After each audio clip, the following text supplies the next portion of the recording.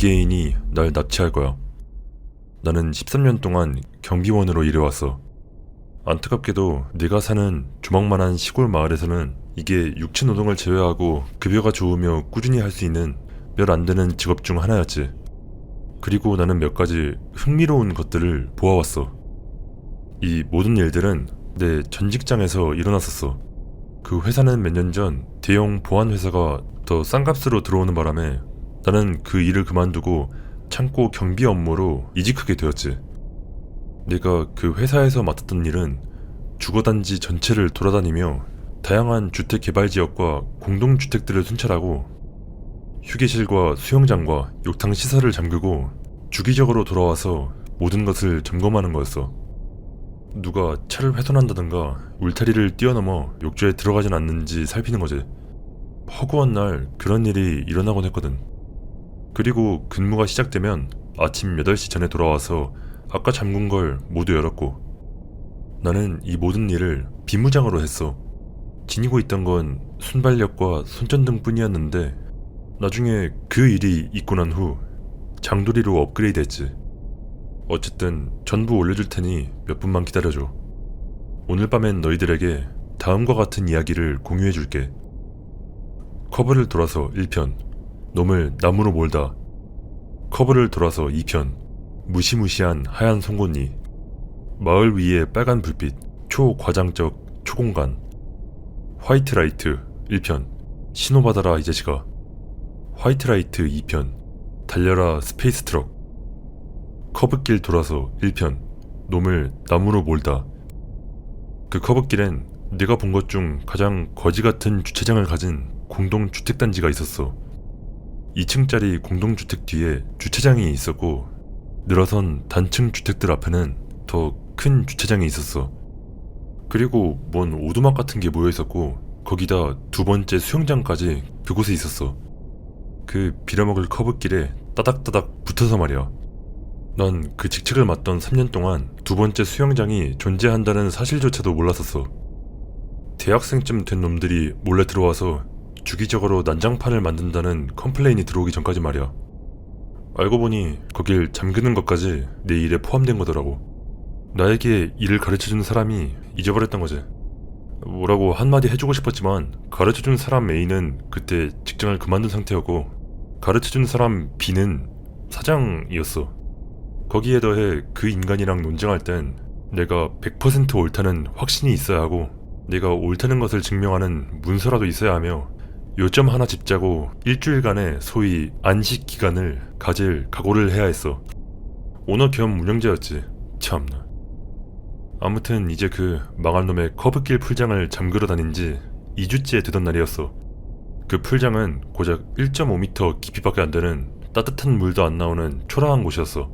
조명도 어두컴컴했고 주차장을 지나면 내가 들고 있는 손전등 불빛 말곤 불빛 하나 없었어. 어쨌든 차에서 내려서 맥라이트 손전등을 손에 쥐고 풀을 잠궜지. 순찰차로 돌아가는 길에 이 막이 들린 듯한 째지는 비명소리가 들렸어. 그 소리는 컸고 이상했고 태어나서 한 번도 들어본 적 없는 소리였어.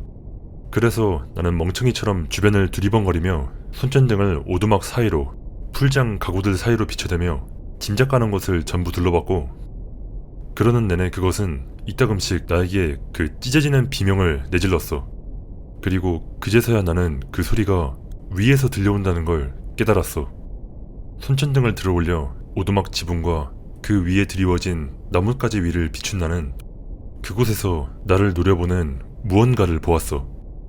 크고 둥근 머리, 얇은 목, 내 맥라이트 손전등 아래 누렇게 뜬 피부, 그리고 마치 내가 문제가 될지 아닐지를 판단하려는 듯이 나를 응시하는 거대한 검은 눈. 그 광경에 나는 압도적인 두려움과 공포에 사로잡힌 채 움직일 수도 시선을 돌릴 수도 없었어. 잠시 동안 대치한 후 그것은 나를 향해 눈을 깜빡이곤 아까 들었던 그 빌어먹을 소리를 낸 다음 뒤돌아 건물 뒤에 숨겨진 나무 줄기를 향했어. 그리고 그곳은 바로 내가 주차장으로 돌아가는데 쓰던 길이 있는 곳이었지. 그것이 나에게서 눈을 뜨자마자 나는 작은 언덕을 달려 순찰차로 돌아갔어. 내가 의식적으로 결정한 건 아니었어. 난 그냥 거기서 튀어야 한다는 걸 알았고 순찰차는 바로 3m 떨어져 있었거든. 차량 보관소 금속 지붕에 뭔가 무거운 것이 떨어지는 소리가 들림과 동시에 나는 쾅 하고 문을 닫았어. 그리고 나는 후진 기어를 넣고 곧장 달아났고 나중에 나는 사장한테 수영장에 숨어있던 남자에게 거의 습격당할 뻔했다고 말했고 더 나은 조명을 설치하기 전까지는 수영장을 잠그러 가지 않겠다고 말했어. 하지만 조명이 설치되는 일은 없었고 나는 여전히 그 커브를 순찰하며 침입자들을 쫓아내야 했어. 침입자들을 실제로 본 적은 없었긴 했지만 거기 갈 때마다 반드시 문이 잠겼는가 확인하곤 했지. 그리고 항상 눈은 도로에 고정했었어. 왜냐하면 그 그레이 외계인인지 뭐 레이크인지 아무튼 뭐였던 간에 두 번 다시 보고 싶지 않았기 때문이었어. 그리고 다행히도 다시는 보지 못했지. 하지만 가끔은 그곳에서 빠져나갈 때 그 똑같은 재지는 비명 소리가 들렸어. 그 소리가 들릴 때마다 나는 몸서리치며 잽싸게 그곳을 빠져나갔지. 커브를 돌아서 2편 무시무시한 하얀 송곳니. 바보같은 제목에서 알 수 있듯이 2편은 커브를 돌아서 1편이 있고 얼마 후에 일어났어. 아마 한 1년 정도 후였을 거야. 이 스토리는 훨씬 더 짧아. 더 빠르게 일어났었거든. 언제나 그렇듯이 나는 첫 번째 풀장과 휴게실을 잠근 다음 구석구석을 살폈고 그 빌어먹을 커브를 마지막으로 남겨뒀어. 움직이는 건 아무것도 없었지. 다행히도 문은 잠겨 있었고 나는 지금 당장이라도 내뺄 준비가 되었어. 내가 아까 주차장으로 돌아가기 위해 달려 올라갔다고 했던 그 작은 언덕이 있잖아. 그게 주차장 방면에서도 약간 경사져 있었고 허리 높이의 마른 덤불과 잡초로 가득 찬 관리 안 된 들판으로 이어졌었어. 언덕 꼭대기와 들판의 고저차는 약 0.5m에 불과했어. 아니, 좀 더 높았던가? 아무튼 나는 차를 돌려 서류를 작성하려고 커브길에 잠시 시동을 켜둔 채 서 있었고 순찰차의 전조등이 들판을 비추고 있었어. 순찰 확인서에 사인을 마치던 그때 나는 본넷 너머 내 시야 바깥으로 무언가 움직이는 걸 봤어. 나는 클립보드를 조수석에 던지고 하이빔을 켰고 그러자마자 내가 태어나서 본 것 중 가장 큰 개가 4m나 5m쯤 떨어진 덤불에서 머리를 내밀었어. 뭐야, 그냥 개새끼였잖아 라고 생각한 나는 하이빔을 껐어. 그리고 그때 두 가지 일이 한꺼번에 일어났어. 첫 번째, 토끼의 사체가 날아와 자동차 본넷을 때렸어. 움푹 들어간 자국이 생길 정도로 강하게 말이야. 두 번째, 두 발로 선 무언가가 빠른 속도로 공중공중 뛰어 나에게서 멀어져 갔어. 아니, 이 돈 받고 이 짓거리는 못하지. 후진 기어를 넣고 그곳을 빠져나갔어. 그리고 혹시 모르니 세차기도 한번 돌렸고 마을 위에 빨간 불빛, 초과장적 초공간. 사장은 때때로 부가 계약을 맺어서 내 업무 경로에 추가하곤 했어. 내가 아주 시간이 남아 도는 줄 아나 보지. 문제의 그 새로운 계약 내용. 공사 중인 교회의 마을. 공구들이 계속 사라짐. 공사 중인 건물 내부 여기저기에 사소한 손상이 있음. 23시에 와서 지정된 경비원이 나타날 때까지 1시간 정도 대기할 것. 그 후 한 밤당 최소 2번씩 확인할 것. 간단하지? 세 번째 밤, 너는 커피를 홀짝거리고 에너지바를 우물거리며 지역 메탈 라디오 방송국을 틀은 채 거리를 천천히 몇 바퀴 돌고 있었어. 단지 내부로 들어가려고 방향을 틀었던 그때 나는 하늘에 떠있는 흐릿한 붉은 불빛을 보았어. 난 멈춰서 그것이 왼쪽으로 그리고 오른쪽으로 지나가다가 제2 모양으로 곤두박질 친 다음 올라와 지평선 너머로 빠르게 사라지는 것을 지켜보았어. 프로용 새 총에 빛나는 붉은 알갱이를 장전하고 발사하는 모습을 상상해봐. 그게 아마 그때 내가 하늘에서 본 것과 비슷한 광경일 거야. 나는 하늘을 주시하며 커피를 마저 비웠고 경비원이 자정에 나타났을 때 건물 주변에 불빛이 보인다고 알려줬어. 뭐 틀린 말은 안 했지. 그거면 경비원이 경계하다가 만약 무슨 일이 있으면 나한테 전화할 터였어. 하지만 경비원은 아무 전화도 하지 않았어. 대신 그는 몇 주 후에 개인적인 이유로 그만두었지. 그의 후임자는 자기도 그 불빛을 봤다고 주장했지만 비행기였던 게 분명하다고 못 박았어. 그게 진짜 비행기라면 빨간색 불빛과 초록색 불빛 둘 다 있어야 한다는 사실은 무시한 듯이 말이야.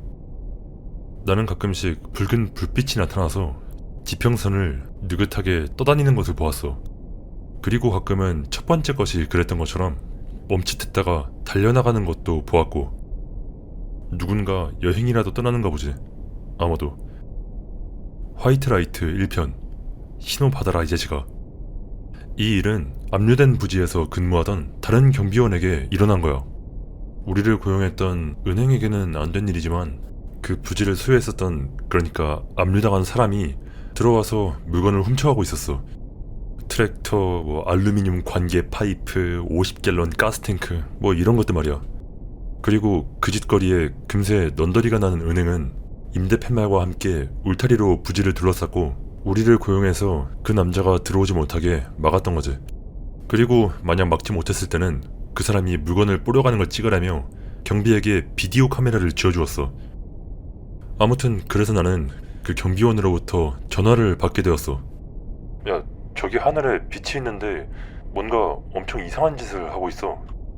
내가 좀 더 자세히 말해달라고 하니 그가 덧붙여. 그 깜빡거리고 막 나선을 그리며 빙글빙글 돌고 그래. 거기까지 가는데 적어도 20분은 걸릴 텐데 카메라로 그걸 찍어놔.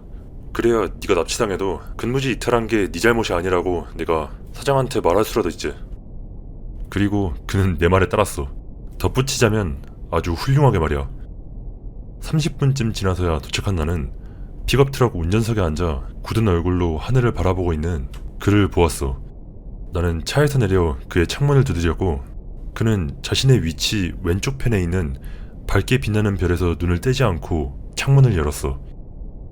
저게 그거야? 내가 물었어. 그는 고개를 끄덕이고 카메라를 건네주었어. 너 보라고 준비해놨어. 그가 말했어. 그냥 재생 버튼만 눌러봐. 나는 비디오 카메라의 화면을 열고 재생을 눌렀어. 그리고 다시 말하는데 이 자식은 머리 좀 쓸 줄 아는 놈이었어. 물체가 움직이고 있다는 것을 어떻게 증명해야 할까? 바로 카메라를 안정적이고 고정된 물체에 놓는 거지. 그는 트럭 짐칸에 올라가서 운전석 상단을 카메라 스탠드로 사용했고 화면 하단에 늘어선 나무들이 비치게 두었기 때문에 의심할 여지 없이 그가 관심 좀 끌어보려고 트럭 뒤에서 카메라 들고 춤춘 건 아니었다는 게 확실했지.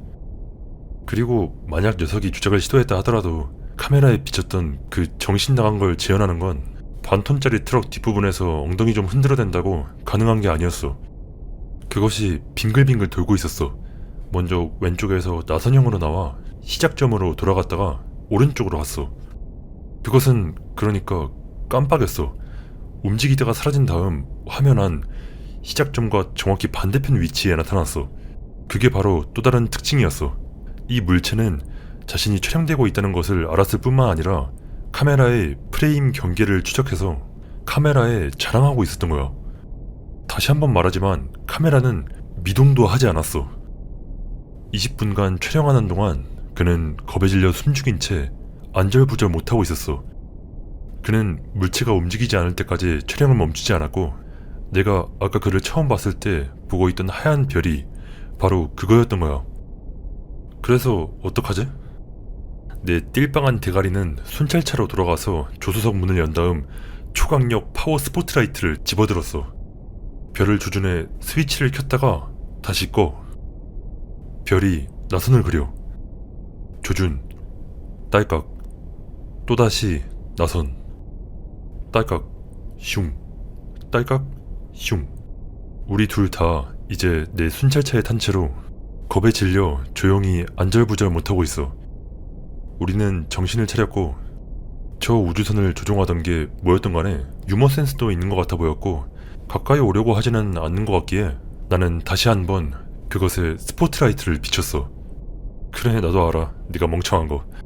하지만 그 후 20분 동안 2명의 인간과 수명의 덜 떨어진 외계인들은 하늘에다가 상형 문자를 그리며 놀았어. 아, 진짜 그 망할 놈의 테이프를 훔쳤어야 했는데 아직도 후회하고 있어. 진짜 설득력 있는 증거였다니까. 화이트라이트 2, 달려라 스페이스 트럭. 우리는 호텔 건설 현장에 대한 또 다른 계약을 따냈어. 경비 한 명 두고 내가 주기적으로 확인하러 오는 시기였지. 왜냐하면 우기에 건식 벽체를 세울 때는 그걸 건조하게 유지하기 위해 휴대용 프로판 히터를 사방에 돌려야 했고, 그건 심각한 화재 위험 덩어리였거든. 근무 중에 자는 건 엄금이었어. 거기에 더해 아예 출근하지 않아버리는 건 말할 것도 없었고, 그래, 그 경비원이 쨌던 거야. 그래서 나는 사장이 원숭이 하나를 해고하고 다른 원숭이를 끌고 와 그 자리를 메꿀 동안 잠시 내 일을 멈추고 임시 대타로 그곳에 나가 있었지. 하늘은 맑았지만 아크 등이 모든 것을 비추고 있어서 별 같은 건 코빼기도 보이지 않았고, 500m 떨어진 곳의 고속도로는 아주 개같이 시끄러웠지. 나는 오전 1시에 호텔로 향했고 1시간 주기로 하는 순찰을 시작해 난방기가 건식 벽체에 불을 붙이지는 않았는지 확인한 다음 나와보니 하늘엔 구름이 있었어. 정말 해괴한 구름이었어.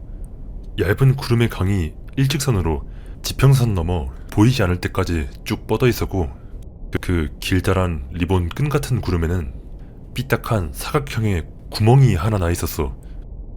그리고 이 구름을 가만히 보다 보니 그 구멍을 통해서 보는 별들이 워프 드라이브 속도로 슝슝 지나가고 있었고, 나는 구름이 엄청 빠른가 보네 하고 생각했었어.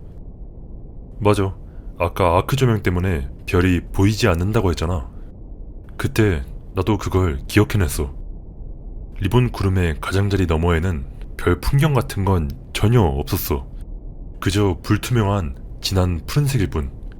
그리고 이 구름을 눈으로 훑어본 나는 고속도로의 차들로부터 구름 위에 무언가를 숨기기에 딱 맞는 각도라고 생각하며 벨트 홀스터에서 맥라이트 손전등을 빼냈어.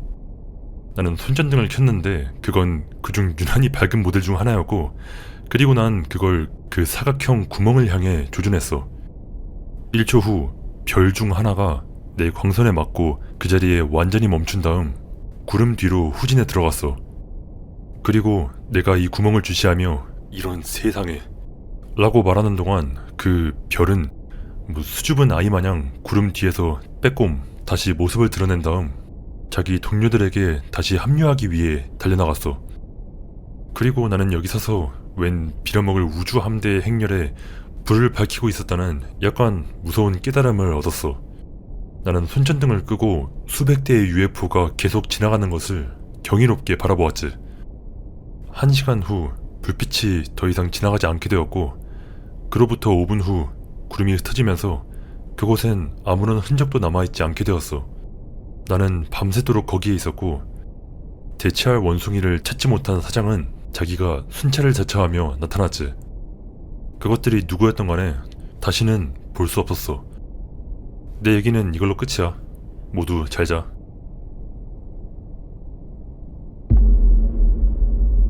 다시는 보고 싶지 않은 얼굴.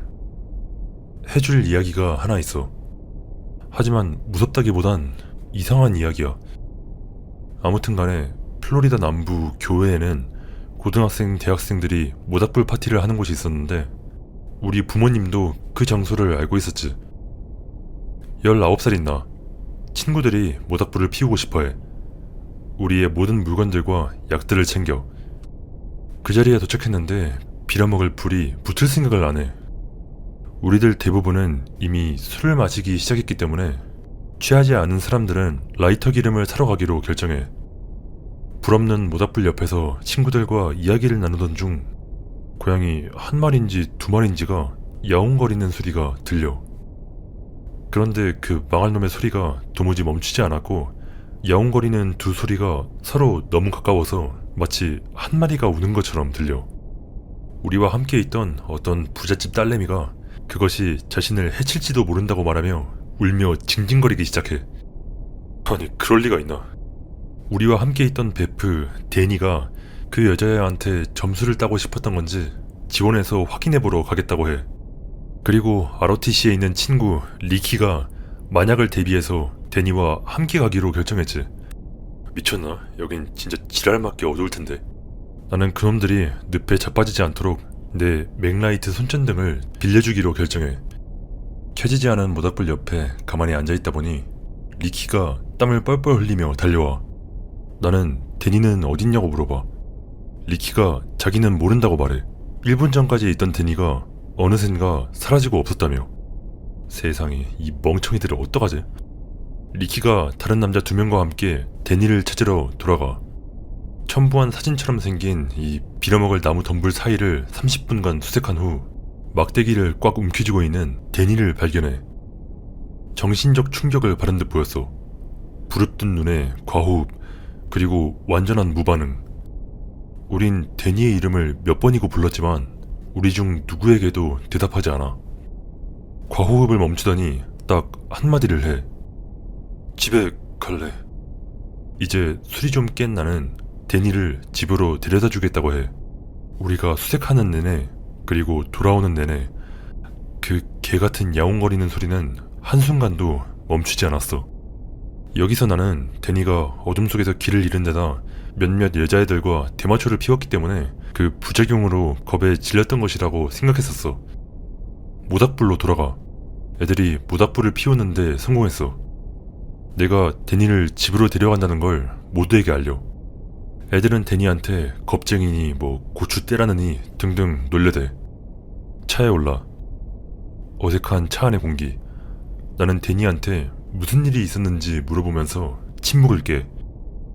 응답하지 않아. 끈질기게 물어봐. 이 새끼 나랑 한마디도 안 할라 보네.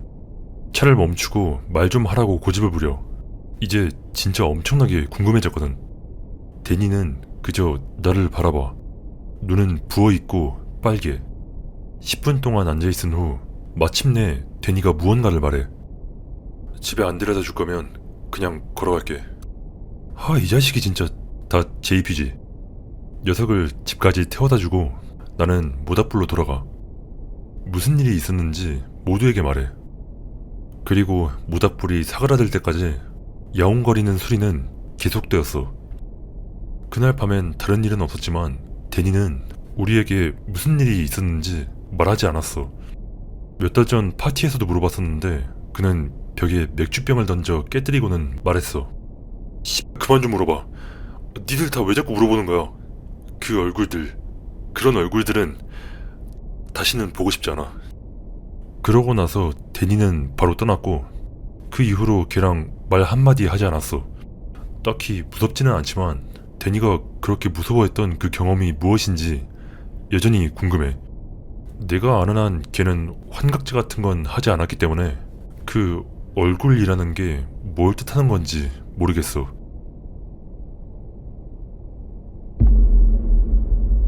르 로yon. 최근 이야기 하나 들려줄게. 르 로연은 스위스 숲에 사는 정체불명의 사람이었어. 로연이 나무 사이를 이동하거나 길과 들판을 가로질러 움직이는 것이 목격되었지. 때때로 그는 사람들을 따라가거나 멀리서 지켜보다가 너무 가까이 다가오면 물러나곤 했어. 로연은 한때 길을 따라 꽃을 단다는 목격담이 있던 적이 있었는데 로연은 머리부터 발끝까지 덮는 작업복과 망토 그리고 방독면을 착용했다고 해. 결국 사람들은 르 로연을 찾아다니기 시작했어. 이건 그 또는 그녀에게는 너무 벅찬 일이었지. 르 로연은 자신이 받는 관심이 마음에 들지 않는다는 소위 자살 유서를 남겼어. 르 로연은 유서와 같이 방독면도 함께 남겼어. 르 로연이 누구였는지 또 성별은 무엇이었는지 아무도 몰라. 그 사람이 무엇을 원했고 무엇을 했는지에 대한 추측은 많지만 우리가 확실히 아는 건 로연이 누구에게도 해를 끼치려 하지 않았다는 것 뿐이야. 이건 그 꽃 따는 사람의 유일하게 확인된 사진이야.